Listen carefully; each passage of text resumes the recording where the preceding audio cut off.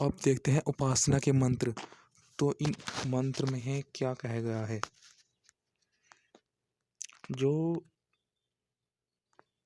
जो विद्वान योगी लोग और ध्यान करने वाले हैं वे युजंती योग अथवा योग्य विभाग से नाड़ियों में अपने आत्मा से परमेश्वर की धारणा करते हैं। मतलब उपासना में योग में सबसे महत्वपूर्ण है धारणा। अपने मन में ईश्वर की धारणा को बैठाएं और ये महसूस करते रहे कि अंततः ईश्वर जो हमारे साथ है वो हमारे सारे विचार को, हमारे सारे गलतियों को दूर करके हमारे विचारों को शांत कर देगा और हमारी गलतियों को हमें दिखला करके दूर कर देगा, हमें रास्ता दिख। तो जो विद्वान लोग अब ध्यान करके में अब यथा योग्य विभाग से इन नाड़ियों में अपने आत्मा से परमेश्वर की धारणा करते हैं। वे ये सोचते हैं कि ये रस ईश्वर के उससे दौड़ रहा है, ईश्वर के उससे सप्त धातुएं, वीर्य इत्यादि सारी की सारी। तो फिर वो वह अपनी नाड़ियों के व्यर्थ नहीं जाने देता। फिर वो ये भाव रखता है कि हाँ, ये धारणा ईश्वर की ने रखी है, ईश्वर ही इनका बनाता है, करता है, ईश्वर ही इनको सब धातुओं में परिवर्तन करता है। इसलिए हमको इनको व्यर्थ ना जाने देना चाहिए और हमें सत्य मार्ग पर ईश्वर के विचार, ईश्वर के विज्ञान है जो वो यथा योग्य पालन करना चाहिए। ईश्वर में इतना अटूट विश्वास होना चाहिए, उसके नियमों में श्रद्धा होनी चाहिए, जिसको हम विचिकित्सा कहते हैं। तो वो होगी, हम अंग अंग तक ईश्वर को महसूस करेंगे तभी हमारा कल्याण होगा, तभी हम ईश्वर के विज्ञान को हर पल महसूस करेंगे, कुछ सीखने को महसूस करेंगे, कुछ सीखने की कोशिश तभी होगी हमारी। जो योग युक्त कर्मों में तत्पर रहते हैं अपने ज्ञान और आनंद को सदा विस्तृत करते हैं। मतलब वही बात जो ऊपर की है उससे ही कि हमें ये ध्यान रखना चाहिए कि ईश्वर है, ईश्वर की बदौलत सब चल रहा है। महसूस करें उसे हर अपने शरीर के अंगों में, हर अपने आहार बाहर। तो फिर हम अपना ज्ञान बढ़ाने के लिए ही तत्पर रहेंगे, फिर हम अपना आनंद बढ़ाने के लिए तत्पर रहेंगे। सदा आनंद बढ़ाने के लिए तत्पर रहना चाहिए। वे विद्वानों के बीच में प्रशंसित होके परमानंद को प्राप्त होते हैं। जो व्यक्ति इतना सहज रहता है, सरल रहता है, परंतु कार्य को सरल नहीं लेता, ज्ञान को सीखने के लिए आगे रहता है हमेशा, परंतु ना दिखावा करता है, अपना सरल रहता है और सरल रह करके ईश्वर जो भी उसके पास है वो ईश्वर की बदौलत है, ये महसूस करता है, सरल रहता है। अपनी कमियों को साइड में रख करके ये सोचता है कि हाँ, जो भी कमी है ईश्वर बता देगा हमको। तो अपने कार्य को करता रहता है और ईश्वर को महसूस करता रहता है। ईश्वर का ज्ञान ही ईश्वर की अमृत रूप धारा को महसूस करता रहता है। तो जो ऐसा ईश्वर की अमृत रूप धारा को महसूस करेगा वो ही योग में आगे बढ़ पाएगा। हे उपासक लोगों, तुम योगाभ्यास तथा परमात्मा के योग से नाड़ियों में ध्यान करके परमानंद को विस्तार करो। इस प्रकार करने से योनि अर्थात अपने अंतःकरण को शुद्ध और परमानंद स्वरूप परमेश्वर में स्थित करके उपासना में विज्ञान स्वरूप, मतलब वो ही बातें हैं कि हमको फिर हम एक तरह से गलत कार्य नहीं करेंगे। फिर हमारा अंतःकरण भी शुद्ध हो जाएगा, हमारा अंतःकरण भी निर्मल हो जाएगा कि हाँ, ईश्वर है, ईश्वर ही हमको हर कार्य के लिए प्रेरणा दे रहा है, ईश्वर से उत्तम कोई पदार्थ ही नहीं है। तो फिर मैं क्या दिखावा करूं। जो महसूस उसको करते हैं कि हाँ, वो ही, उससे ही हमें निरंतर ज्ञान मिलता जा रहा है, तो फिर हमारा अपना है ही क्या। तो ये भावना होनी चाहिए मन में।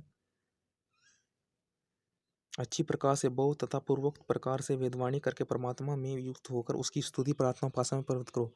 हमारी वाणी श्रेष्ठों का गुणगान करने वाली हो, दुष्टों का नहीं। तो श्रेष्ठों का गुणगान करेंगे तभी तो हम श्रेष्ठ बनेंगे। ये सिद्धांत है बहुत बड़ा। आजकल यही इससे ही तो हम गलतियाँ करते हैं। तो श्रेष्ठों की गुणगान करेंगे तभी हमारा एक तरह से आगे होगा।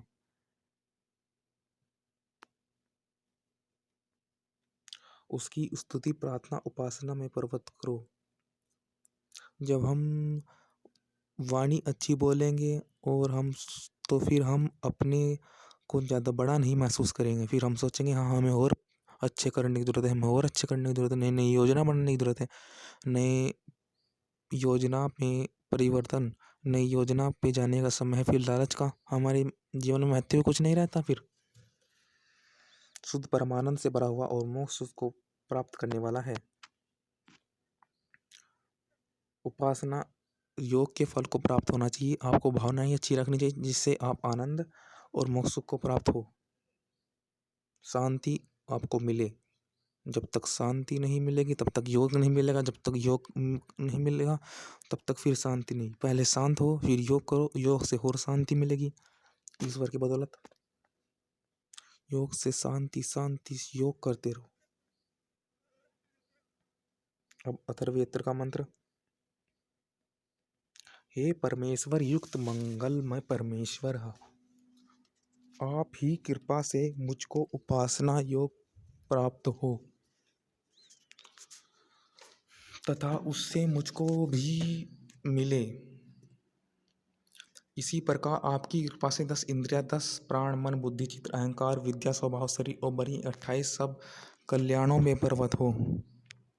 मतलब सदैव हमें सुख मिले। सुख सदैव कैसे मिलेगा? जब ये 28 हमारे सही दिशा में कार्य करेंगे, इनकी भावना सदैव सही होगी।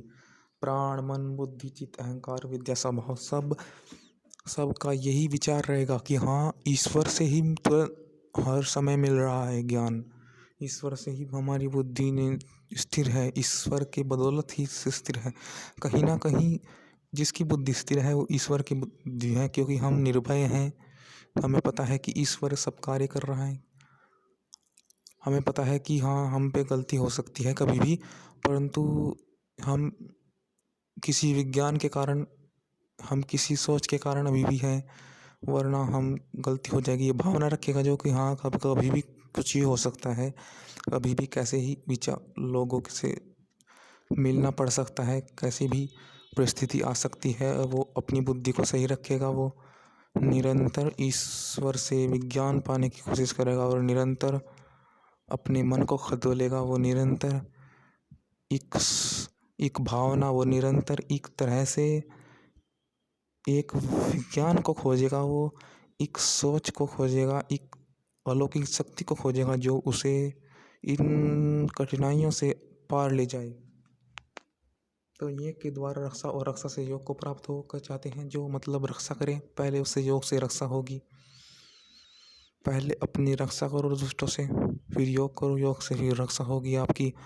वो पहले मन में ईश्वर के प्रति रक्षा सोचो कि हाँ ईश्वर रक्षा करेगा, ऐसा भाव जगाओ कि हाँ ये उपासना के स्थल पे जब बैठते हो तब ऐसा विचार आना चाहिए कि हाँ यहाँ पर हमारी रक्षा है, हाँ यहाँ ईश्वर है, यहाँ जो रक्षा कर रहा है, जो हमें दुखों से पार ले जा रहा है। तो फिर हमारी रक्षा आगे व्यवहार में भी रक्षा होती रहेगी। हे जगदीश्वर, आप सब प्रजा, प्राणी, वाणी, कर्म इन तीनों के पति हैं तथा सर्वशक्तिमान आदि विशेषणों से युक्त हैं, जिससे आप अर्थात दुष्ट प्रजा, मिथ्या रूप वाणी, पाप कर्मों को विनाश करने में अत्यंत समर्थ हैं। दुष्ट प्रजा को भी ईश्वर विनाश कर देते हैं विद्वानों के जरिए, क्योंकि विद्वान तो लगे ही इस कार्य में कि दुष्ट हट जाएं और श्रेष्ठ मनुष्य दुष्ट हट जाएं और अच्छे व्यक्ति को सुख मिलता रहे। तो विद्वान के जरिए ईश्वर विद्वान में ऐसी ज्ञान रख देते हैं, ऐसा ज्ञान जिससे कि दुष्ट मनुष्य हट जाता है। तो दुष्ट प्रजा मिथ्या रूप वाणी को ईश्वर ही हटा, मिथ्या रूप पाप कर्मों को विनाश करने में अत्यंत समर्थ हैं तथा उनका ही स्मरण करो जो अत्यंत समर्थ हैं। ईश्वर उनका स्मरण करते रहना चाहिए और आपको सब में व्यापक, सबके समर्थ ज्ञान में हम लोग आपकी ही उपासना करते हैं। सब सामर्थ्य वाले आप हैं। आप विद्वानों को आपसे ही सामर्थ्य मिलता है। इसलिए हमें विद्वानों के पास जाना चाहिए और विद्वानों को एक मद हमारे बीच में एक स्थापित करना चाहिए। हमें उनसे मदद लेनी चाहिए। परमेश्वर सब मनुष्य को उपदेश करता कि हे उपासक लोगों, तुम मुझको प्रेम भाव से अपने आत्मा में सदा देखते रहो तथा मेरी आज्ञा और वेद विद्या को यथावत ज्ञान की उस रीति से आचरण करो। हमें आचरण भी करना चाहिए और आचरण जब तक ये भावना नहीं होगी ईश्वर की प्रीति से, आत्मा में हम प्रेम भाव से नहीं देखेंगे कि हाँ ईश्वर है, ईश्वर के बदौलत ही हम हैं, हाँ ईश्वर है, एक अलौकिक शक्ति है जो हमें निरंतर चलाए हुए है, निरंतर हमें ज्ञान दे रही है, तो फिर हम ईश्वर के आचरण को करेंगे, हम सृष्टि ईश्वर के आचरण को करेंगे, फिर हम आचरण से हमारा कल्याण होगा। तो यही है, हमें कीर्ति बढ़ानी चाहिए विद्वानों के साथ मिल करके।